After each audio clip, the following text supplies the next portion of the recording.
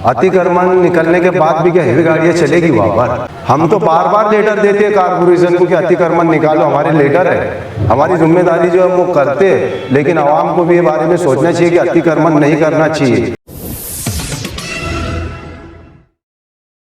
शहीद अब्दुल हमीद रोड जो है तो अतिक्रमण का आज का विषय नहीं है। अतिक्रमण निकलने के बाद भी क्या हेवी गाड़ियाँ चलेगी वहाँ पर? वो तो मैं बोलता हूँ अतिक्रमण की वजह से जो 2 व्हीलर बोलो, 4 व्हीलर बोलो, गांव की छोटी गाड़ियाँ बोलो, और हेवी वाहतुक जो है वो स्लो चलते हैं ना, तो रोज़ 5 एक्सीडेंट हो गए। मेरा घर जो है कुसुम्बा रोड पे, मेरी दुकान कुसुम्बा रोड पे है। वो रोड कम होने की वजह से, अतिक्रमण होने की वजह से गाड़ियाँ बड़ी स्लो चलती है। आप देखो वहाँ पर इकबाल डाबी जो है सब लेडीज़ का बाज़ार है। सुबह 8 बजे से वो बाज़ार भरती है, 12-1 बजे तक वो पूरा लेडीज़ से भरा रहता है। तो इसके लिए गाड़ियाँ धीरे चलती है। अतिक्रमण का विषय हम तो बार बार लेटर देते हैं कारपोरेशन को कि अतिक्रमण निकालो, हमारे लेटर है, हमारी जिम्मेदारी जो है वो करते हैं, लेकिन आवाम को भी ये बारे में सोचना चाहिए कि अतिक्रमण नहीं करना चाहिए। अतिक्रमण आता है, गाड़ी आगे जाती है, उसके बाद इधर पीछे अतिक्रमण लगना शुरू हो जाता है। तो हमारा ये बोलना है पुलिस प्रशासन से भी और महानगर पालिका से कि भी एकदम ठोस फैसला लेना चाहिए।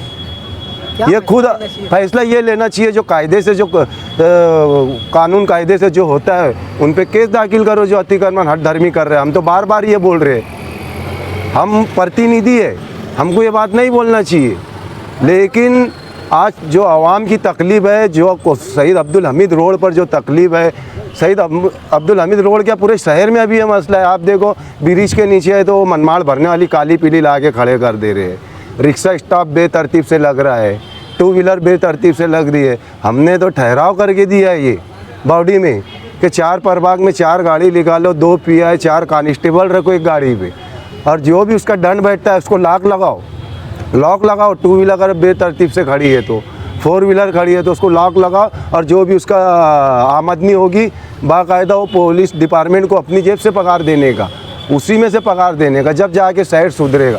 अभी होता क्या है, कोई कुछ करता नहीं है। एक दिन पहले आके बोल देते हैं कल अतिक्रमण आने वाला है, वो मामूली सा हटा लेते हैं और फिर गाड़ी आगे नहीं गई, अतिक्रमण लगना चालू होता है। तो इसमें सबकी जिम्मेदारी बनती है, कारपोरेटर की नहीं बनती है, एक प्रतिनिधि की नहीं, आवाम की भी जिम्मेदारी है, पुलिस प्रशासक की जिम्मेदारी है, महानगर पालिका की जिम्मेदारी है। ये सबको मिलकर काम करना होगा, एक पे नहीं डाल सकते हैं ये कि आपकी क्या जिम्मेदारी है, आप किस तरीके से कर रहे हैं। सबसे पहले तो इसमें आवाम का बड़ा ताउन चाहिए अतिक्रमण हटाने के लिए।